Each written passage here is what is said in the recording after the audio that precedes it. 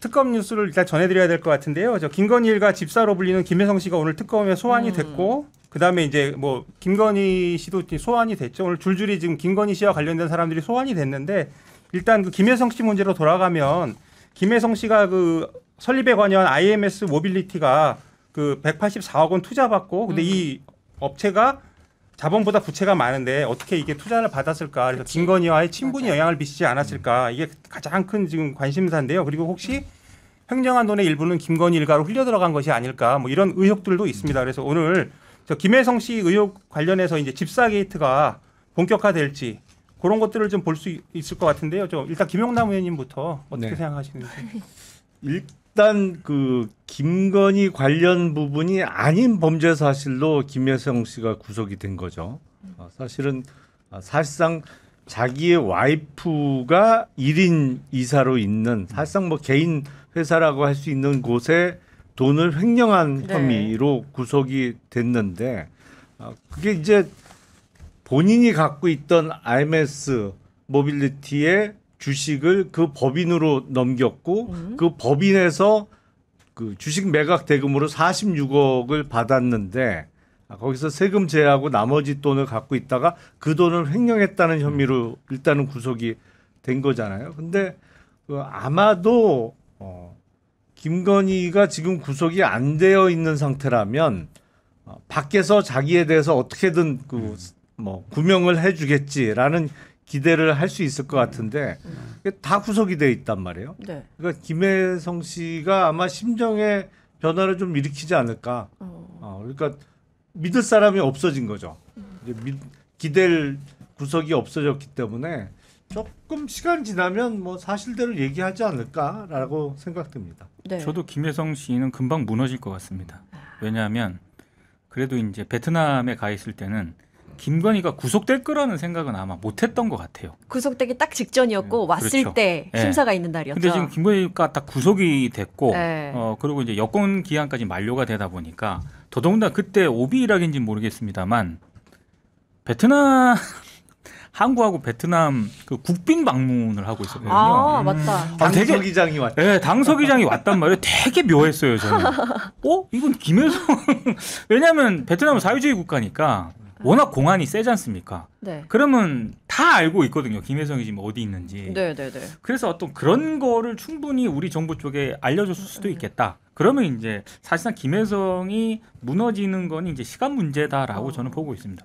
김혜성은 그렇게 무너질 게 시간 문제다라고 보신 것 같은데 김건희는 어떨까요? 저번에 구속되고 난 다음에 1차 소환 됐을 때는 그때는 아무 말도 안 했잖아요. 근데 오늘도 지금 보면 도이치나 뭐 이런 거에 대해서 모른다, 기억 안 난다라고 하고 있대요. 오후에도 조사를 이제 기다리고 있는데 김건희는 어떨 것 같으세요?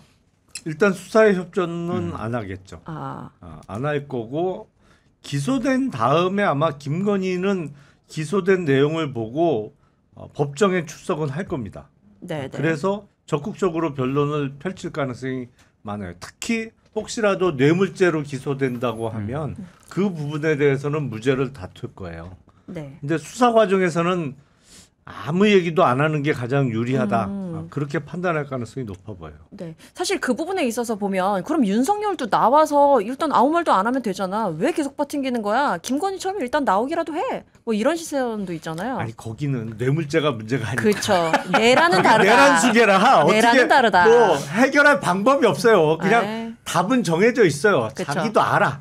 거기 내란 수계 뭐 뇌물을 더 얹든 뭐를 직권남용 뭐를 더 얹든 네. 결론에 있어서 큰 차이가 없어요. 그러면 윤석열도 재판으로 가면 거기서는 나름대로 다투려고 할 거야? 아니면 거기서도 재판에서도 그냥 뭐 아니 그럴까요? 내란 수계를 다퉈봤자 그러니까. 그걸 어떻게 무죄를 받아낼 거예요.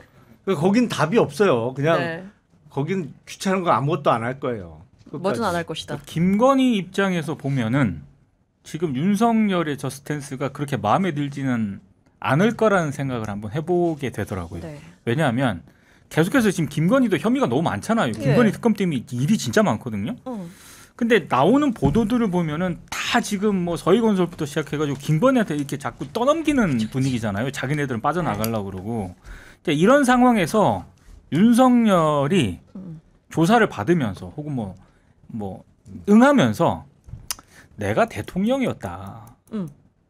김건희는 민간인이고 예, 예. 이 아무것도 모른다. 아. 나에게 책임을 물어라. 뭐 이런 식으로라도 얘기를 했으면은 제가 봤을 때 김건희가 이 특검에 불려나갈 때 할 말이라도 있거든요. 네. 근데 아무 얘기도 안 하잖아요. 조사 자체도 응하지 않고. 그러니까 그런 차원에서 이제 맨날 나오는 얘기지만 김건희가 면회를 한 번도 안 가잖아요. 그러니까요. 네. 그런 것들이 다 네. 그러니까 이건 좀 그냥 뭐 좀 사적인 감정의 영역인 것 같은데 그 김건희가 예를 들어서 한 번 면회라도 가고 뭐 좀 이렇게 달래주고 했으면 윤석열이 어차피 시키는 대로 하는 사람이니까 뭔가 네. 좀 따라가는 신용이라도 하고 김건희의 유리하게 진술이라도 하든 아니면 처음에 이런 시각도 있지 않았습니까? 그 김건희가 뭐 구속되기 전까지 그렇죠. 윤석열이 하다가 김건희가 이제 수사에 응하면 일부러 그때 나가서 뭐 김건희하고 맞춰준다 그랬는데 지금 보면 전혀 그런 양상 아니거든요. 그래서 서로 약간의 뭔가 좀 감정적으로 균열이 있는 게 아닌가 뭐 이런 심정. 사실 생각도 그래서 들더라고요. 김건희가 구속될 때 윤석열이 한마디라도 할 법했는데 그 전까지 변호인을 통해서든 누구를 통해서는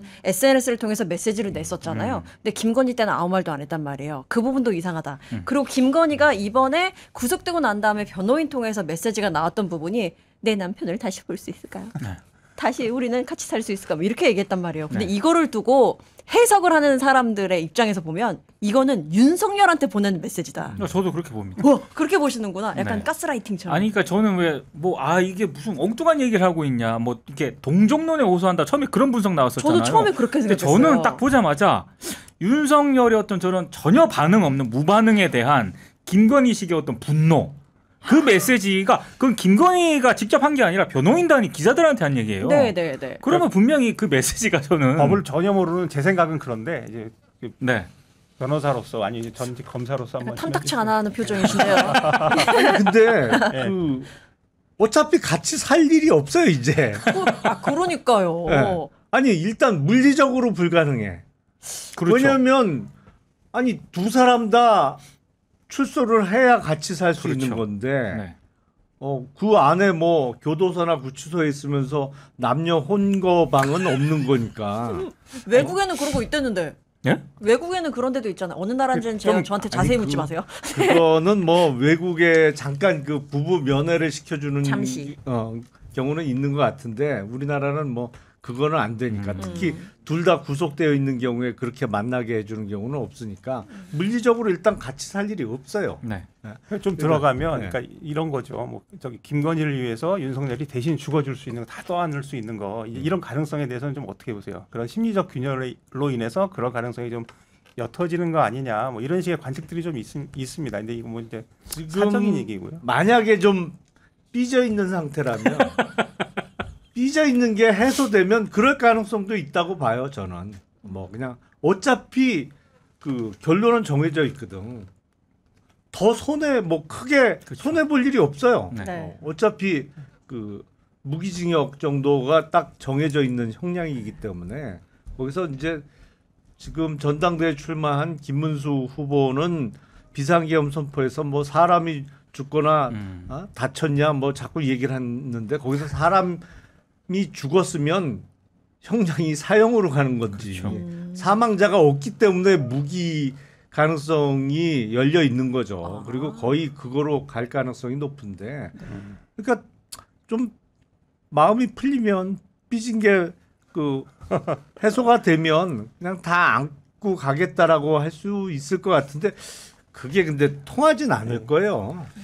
다른 사람 부부만 딱 있으면 모르겠는데 옆에서 보고 들은 사람이 워낙 많아갖고 온 국민이 다 봤으니까 그렇게는 안 될 거예요. 네. 그 오늘 보면 이제 김예성 씨도 출석을 했고 김건희 씨도 했고 이제 건진 법사도 이제 출석을 했는데 오늘 이제 동시다발적으로 다 불렀잖아요. 뭐 이건 법적으로 좀 어떤 의도가 있는지.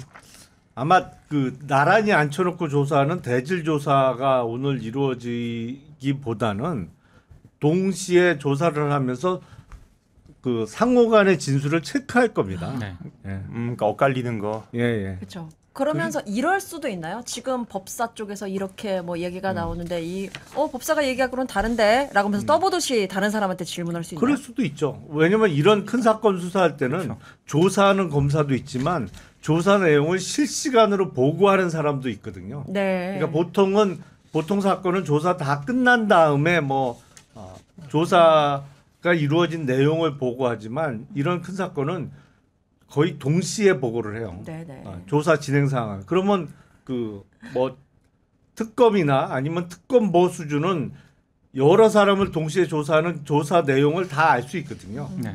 그러면 그걸 갖고 뭐 예를 들어서 건진이 이번에 오늘 무너질 것 같지는 않은데 네. 뭐 김예성이나 누가 만약에 무너져 갖고 진술을 한다, 사실대로 얘기하기 시작한다 하면 그 진술 내용을 갖고 김건희에게 추궁을 해볼 수는 있겠죠. 그렇겠네요. 혹시 이럴 가능성은 없나요?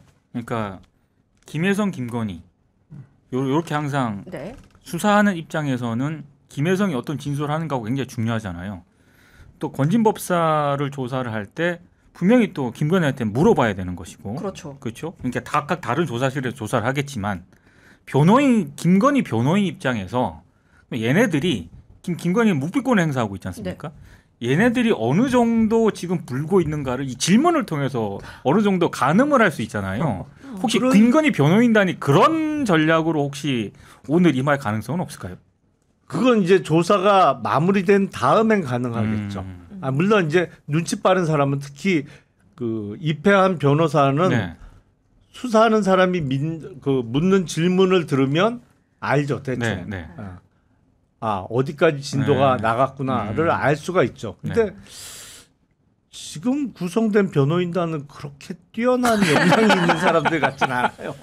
그 일반론적으로 다 그렇게 말씀하시더라고요. 돈도 많은 사람이 왜 변호인 모으는데 이렇게 돈을 좀 인색하게 쓰는 것 같다. 그렇게 인색하니까 돈을 예. 많이 모았죠.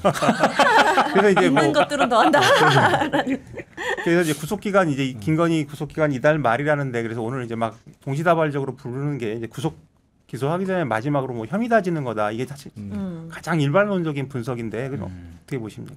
그러니까 구속영장 범죄 사실에 나와 있는 것보다 조금 기소된 내용이 한 발짝 더 나가려고 하겠죠. 그러니까 구속영장에 적혀 있는 거는 누구나 다 예상할 수 있는 내용이었잖아요. 예를 들어서 도이치모터스 주가 조작. 그건 그냥 기소해도 되는 내용이에요. 네. 몇몇 혐의는 그냥 당연한 거란 말이에요. 근데 특검 입장에서는 나중에 추가 기소가 계속 이루어지겠습니다만 첫 기소 때 그래도 영장에 적혀 있던 범죄 사실보다는 조금 더 내용을 담아서 기소하고 싶은 욕심이 있을 거예요.